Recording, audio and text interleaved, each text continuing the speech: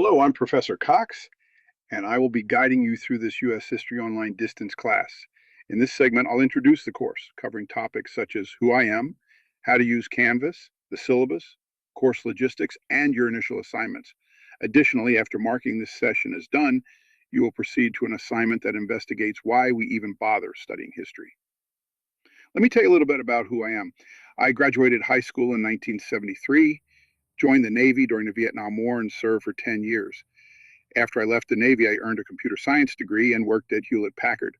My passion for history led me back to academia, culminating in a BA in history, graduating magna cum laude, a full scholarship for graduate study at the University of California, and a PhD in Latin American history. My specialty is modern Mexico, specifically the U.S. occupation of Mexico from 1846 to 1848. Though my primary field is Latin American history, I teach U.S. and world history as well. I've been teaching at Mesa College since 2004 and started online teaching in 2020. You obviously know how to get on Canvas, otherwise you wouldn't be watching this video. Near the top of the home page, there is a link to the syllabus. I encourage you to read it and keep up with it. As some would argue about our Constitution, the syllabus is a living document. I have completely rewritten this course, and I am not finished matching the syllabus to Canvas.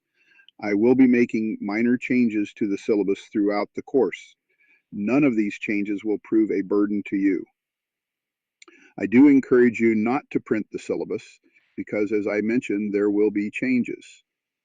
When you get to the home page, you will see that the course is structured into several modules, with the first two visible initially. Module segments unlock sequentially as you complete assignments. You must complete all of the segments in one module to be able to move on to the next. The segments are recorded using AI-generated voices. However, I want you to know that I created all of the material and have not used materials from any other source unless specified. This is all my original work, and I look forward to seeing your original work in this course. The course materials you will find on Canvas include a syllabus, study guides, and additional resources from the textbook publisher. Our textbook is available online for free via OpenStax History. Should you prefer a print copy, purchasing options are provided. Information about how to purchase can be found on Canvas. Each module contains a series of audio discussions accompanied by questions.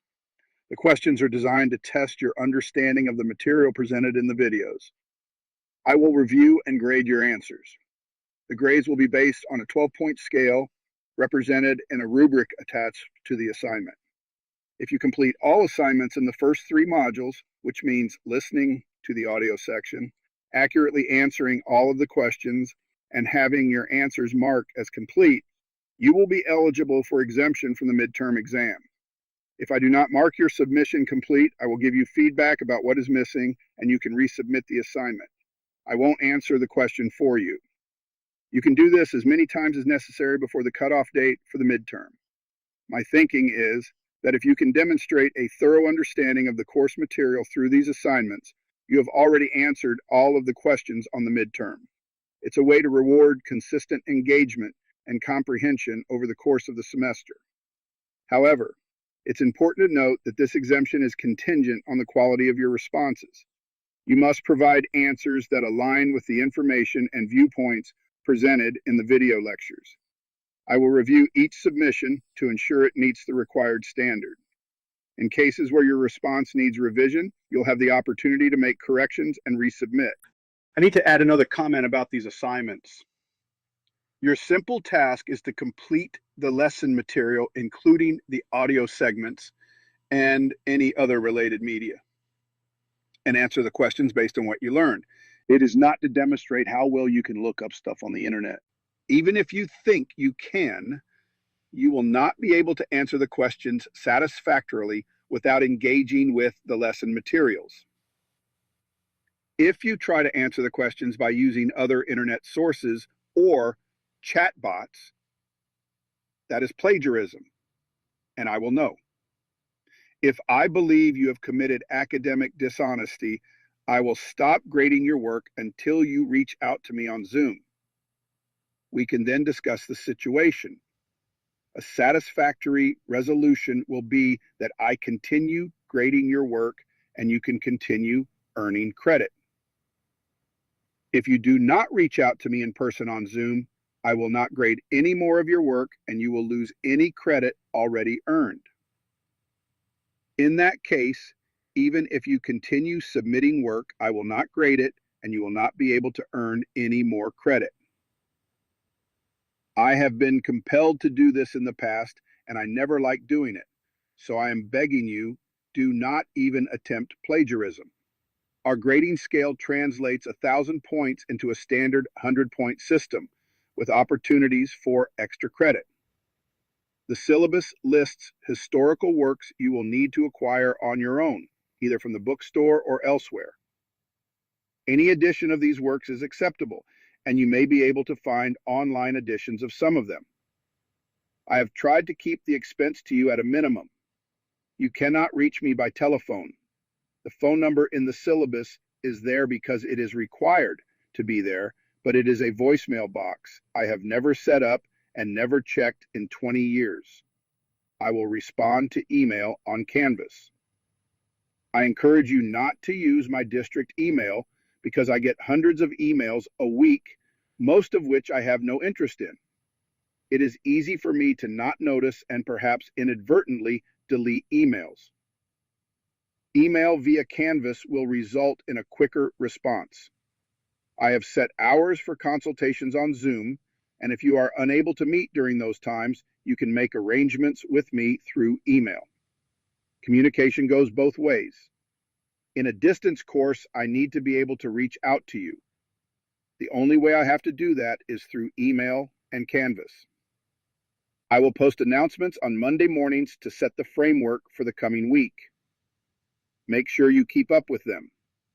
Also make sure that your email address on Canvas and with the registrar is one that you check on a regular basis.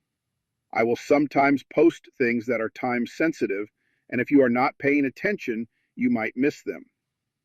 I will not be sympathetic if you do not read the announcements and your email. This class is full with a waiting list. I don't want anyone to drop, but if you feel this class is not going to work for you, you can make room for someone else, and I won't feel bad.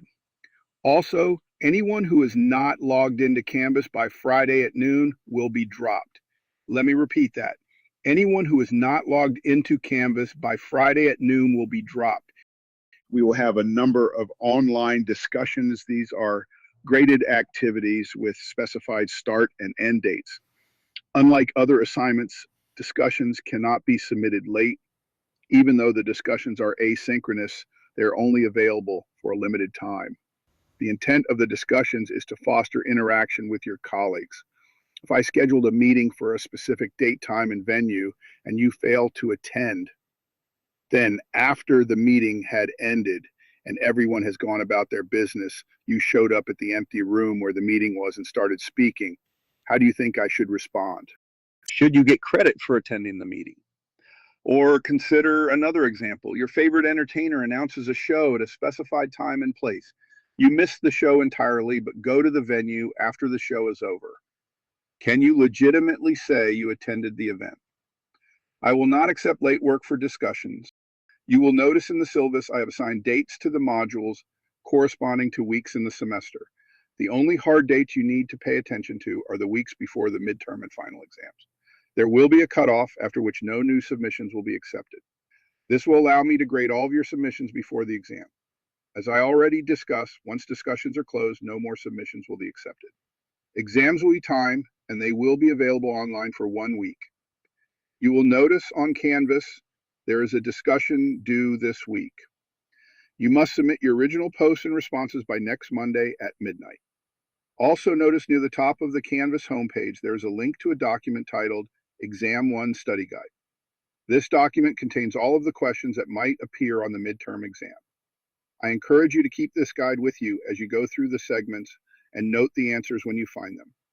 This will help you to prepare for the midterm should you be required to take it. I have structured this course in such a way that I hope will give everyone a chance to succeed. Some of you may not think studying history is either important or interesting. and are only taking this course to satisfy a requirement. You might consider there's a reason why it is a requirement. In the next segment, you will get a feel for why I think studying history is both important and interesting. I am available to help you in any way I can.